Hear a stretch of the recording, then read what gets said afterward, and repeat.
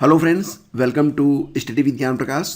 तो आइए शुरू करते हैं मॉडल पेपर नंबर 3 जो कि यूपीपीएससी आरओ एआरओ के लिए बनाया गया है। और साथ ही साथ ये जो प्रश्न आज आप पढ़ेंगे ये आने वाली परीक्षाओं जैसे कि एएससी इलाहाबाद हाई कोर्ट की आरओ एआरओ की परीक्षा, यूपी पुलिस की भर्ती परीक्षा और एसएससी के साथ साथ यूपी ट्रिपल एससी लेखपाल भर्ती इत्यादि के लिए भी बहुत ही इंपॉर्टेंट है। इसलिए सभी प्रश्न आप लोग बहुत ही ध्यान से देखिएगा। सभी प्रश्न बहुत ही सिलेक्टेड लिए गए हैं। तो पहला क्वेश्चन बहुत ही इंपॉर्टेंट है, ध्यान से देखिए और इसका उत्तर देने का आप प्रयास करें। हाल ही में चर्चा में रहा भाषण चार द्वीप किस देश में स्थित है? और ये प्रश्न वेरी इंपॉर्टेंट है, जिसका सही आंसर क्या होगा? ऑप्शन, जी हाँ दोस्तों, इसका सही जवाब ऑप्शन डी है, यानी कि बांग्लादेश। तो भाषण चार द्वीप, जिसे चार पिया या थेंगर चार आइलैंड के नाम से भी जाना जाता है, बांग्लादेश की सीमा में बंगाल की खाड़ी में स्थित है। एक गाद निर्मित और निम्नस्थ द्वीप है। एक्चुअली में कहा जाता है कि इसका जो बेस है वो है ही नहीं, एक तैरता हुआ ये आइलैंड है। दिसंबर 2020 के बाद बांग्लादेश द्वारा म्यांमार से स्थानांतरित रोहिंग्या शरणार्थियों को इन द्वीपों पर बसाया जा रहा है, जिसका चक्रवात प्रवणता और खराब आवासीय स्थितियों के कारण शरणार्थियों के द्वारा और दुनिया के तमाम प्रकृतिवादियों के द्वारा विरोध भी किया जा रहा था। तो भाषण चार द्वीप ये बांग्लादेश में स्थित है और ये बहुत ही इंपॉर्टेंट क्वेश्चन है। आगे बढ़ते हैं। कोविड-19 महामारी के दौरान वित्तीय वर्ष 2020-21 में केंद्र सरकार द्वारा राज्यों के उधार सीमा को उनके सकल राज्य घरेलू उत्पाद यानी कि जीएसडीपी के कितने प्रतिशत तक बढ़ा दिया गया है? और ये प्रश्न बहुत ही इंपॉर्टेंट है, जिसका सही जवाब हो जाएगा ऑप्शन, जी हाँ दोस्तों, ऑप्शन सी यानी कि 5%। तो देखिए फ्रेंड्स, कोविड-19 महामारी के दौरान वित्तीय वर्ष 2020-21 में केंद्र सरकार द्वारा राज्यों की उधार सीमा को उनके सकल राज्य घरेलू उत्पाद के 3% से बढ़ाकर 5% कर दिया गया है।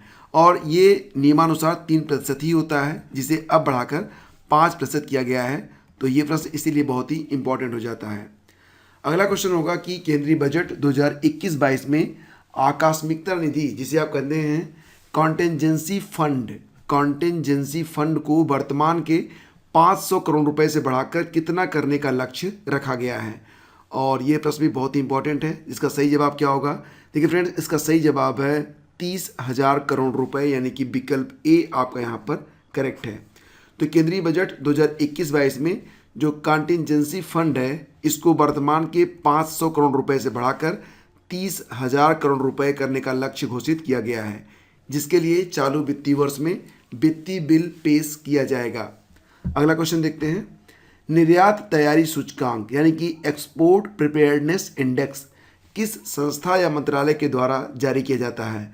और ये प्रश्न भी बहुत ही इंपॉर्टेंट है। इसका सही उत्तर क्या होगा? देखिए फ्रेंड्स, इसका सही उत्तर जो है उसको आप, हो सकता है कि अगर आप गेस करेंगे तो गलत गेस करेंगे। सही जवाब इसका ऑप्शन ए है, यानी कि नीति आयोग। आप लोगों में से मैक्सिमम लोग इसका उत्तर जो है वो विकल्प बी या डी मान रहे थे। तो सही जवाब इसका ऑप्शन ए है, यानी कि नीति आयोग। तो देखिए फ्रेंड्स, निर्यात तैयारी सूचकांक नीति आयोग के द्वारा जारी किया जाता है और इस सूचकांक का प्राथमिक उद्देश्य भारतीय राज्यों के मध्य निर्यात प्रतिस्पर्धा को बढ़ावा देना है। इस सूचकांक में प्रमुख रूप से 4 स्तंभों के अंतर्गत रैंकिंग प्रदान की जाती है।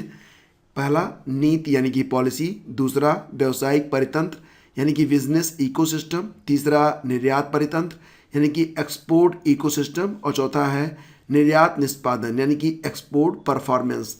तो बहुत ही इंपॉर्टेंट है ये एक्सपोर्ट प्रिपेयर्डनेस इंडेक्स, इसे जारी करता है नीति आयोग। अगला क्वेश्चन देखते हैं।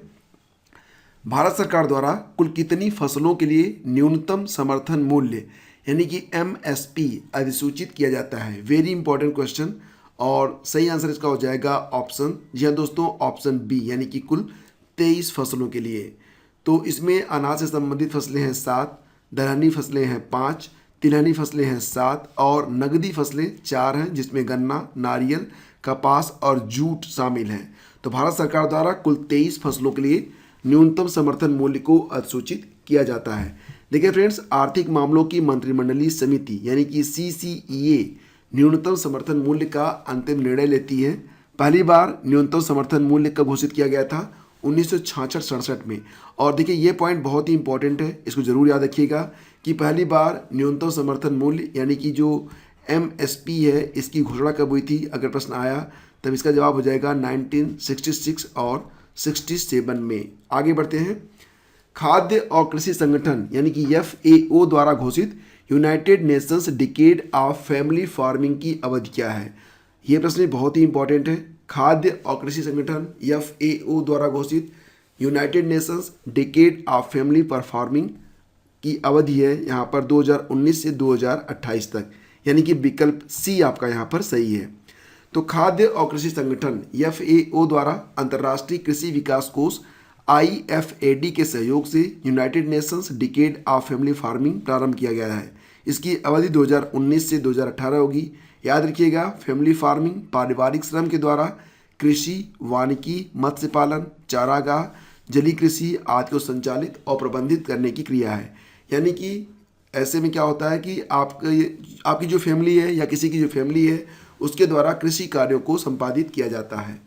तो इसकी जो अवधि है ये 2019 से 2028 है। Very important question. Next question, केंद्रीय बजट 2021-22 में घोषित मित्र स्कीम किस क्षेत्र से संबंधित है? और इसका सही जवाब क्या हो जाएगा? गेस करिए। सही जवाब इसका ऑप्शन बी होगा, यानी कि टेक्सटाइल क्षेत्र। तो यहाँ पर मित्र का मतलब mega investment textile park scheme, और इस योजना के अंतर्गत टेक्सटाइल क्षेत्र को वैश्विक स्तर पर प्रतिस्पर्धी बनाने हेतु अगले 3 वर्षों में 7 टेक्सटाइल पार्क स्थापित करने की योजना है। और इन पार्कों में टेक्सटाइल्स निर्यात में वैश्विक चैंपियनों को स्थापित करने के लिए विश्व स्तरीय अवसंरचना के साथ प्लग एंड प्ले सुविधा भी प्रदान की जाएगी। तो याद रखना दोस्तों कि मित्र स्कीम ये टेक्सटाइल क्षेत्र से जुड़ा हुआ है और इसका उल्लेख केंद्रीय बजट 2021-22 में किया गया था। प्रधानमंत्री जनधन योजना के बारे में कौन सा बिंदु गलत है? ये आपको ध्यान से देखना है। इस योजना का प्रारंभ सन 2014 में किया गया था, ये बिल्कुल सही है। अच्छा, नीचे से देखते हैं। इस योजना में 1 लाख रुपए का दुर्घटना बीमा कवर प्रदान किया जाता है, ये भी सही है। 6 माह तक जनधन खातों के संतोषजनक परिचालन पर 10,000 रुपये की ओवरड्राफ्ट सुविधा भी प्रदान की जाती है, ये भी सही है। इसका क्रियान्वयन सामाजिक न्याय और अधिकारिता मंत्रालय के द्वारा किया जा रहा है। दोस्तों ये बिंदु यहाँ पर गलत है, याद रखना इसको कि प्रधानमंत्री जनधन योजना के अंतर्गत इसका जो क्रियान्वयन है वो सामाजिक न्याय और अधिकारिता मंत्रालय नहीं करता है, बल्कि इसका क्रियान्वयन वित्त मंत्रालय के आर्थिक सेवाएं विभाग के द्वारा किया जाता है। तो वित्त मंत्रालय के आर्थिक सेवाएं विभाग के द्वारा प्रधानमंत्री जनधन योजना का क्रियान्वयन किया जा रहा है। सही जवाब इसका ऑप्शन बी होगा, यानी कि विकल्प बी इसका जो दिया गया था ये गलत है। ये बताइए कि उत्तर प्रदेश बजट 2021-22 का आकार कितना है? अगर कुछ लोगों ने यहाँ पर 2016 की RO की परीक्षा दी होगी तब उनको पता होगा कि ऐसे प्रश्न अक्सर समीक्षा अधिकारी की परीक्षाओं में पूछे जाते हैं और ये प्रश्न बहुत ही इंपॉर्टेंट है, वेरी इंपॉर्टेंट। जिसका सही जवाब क्या होगा बताइए। और सही जवाब इसका अगर आपने गेस किया है विकल्प ए, तब आपका उत्तर बिल्कुल करेक्ट है। 5,50,270.78 करोड़ रुपए है उत्तर प्रदेश का बजट 2021-22 का आकार। तो इसी के साथ एक बात और भी जो कि बहुत ही इंपॉर्टेंट है, उत्तर प्रदेश 2021-22 का जो केंद्र बिंदु है यानी कि थीम है वह है स्वावलंबन से सशक्तिकरण। वेरी इंपॉर्टेंट पॉइंट, याद रखना इसको भी। और अब इस वीडियो का अंतिम प्रश्न, उत्तर प्रदेश के बजट 2021-22 में घोषित आत्मनिर्भर उत्तर प्रदेश की अवधारणा कितने स्तंभों पर आधारित है? Very important. इसका सही जवाब हो जाएगा ऑप्शन, जी हाँ दोस्तों, ऑप्शन बी, यानी कि कुल 4 स्तंभ। तो उत्तर प्रदेश बजट 2021-22 में घोषित आत्मनिर्भर उत्तर प्रदेश की अवधारणा 4 स्तंभों पर आधारित है। अवस्थापना विकास, जन स्वास्थ्य, मानव संपदा एवं सामाजिक सांस्कृतिक विकास, कृषि और संबद्ध क्रियाकलापों का विकास। तो फ्रेंड्स इसी के साथ ये वीडियो यहीं पे समाप्त करते हैं। और एक बात और भी चलते चलते आपको याद दिलाना चाहूँगा कि जिस प्रकार से हमारा जो केंद्रीय बजट था वो 6 स्तंभों पर आधारित था, उसी प्रकार से जो उत्तर प्रदेश का बजट था वो 4 स्तंभों पर आधारित है। ये बेसिक डिफरेंस है, इसको आप ज़रूर याद रखिएगा। तो अगली सीरीज हम जल्दी लेकर आएंगे और बने रहिए हमारे चैनल पर। अगर आपने अभी तक चैनल को सब्सक्राइब नहीं किया है तब आप चैनल को सब्सक्राइब करके बेल आइकन को जरूर प्रेस करिएगा ताकि हर वीडियो का नोटिफिकेशन आपको समय से मिल सके। लेक्चर की PDF अगर डाउनलोड करना चाहते हैं तो वीडियो का डिस्क्रिप्शन चेक कर लेना, वहाँ पर आपको ऑप्शन मिल जाएगा। Thank you so much.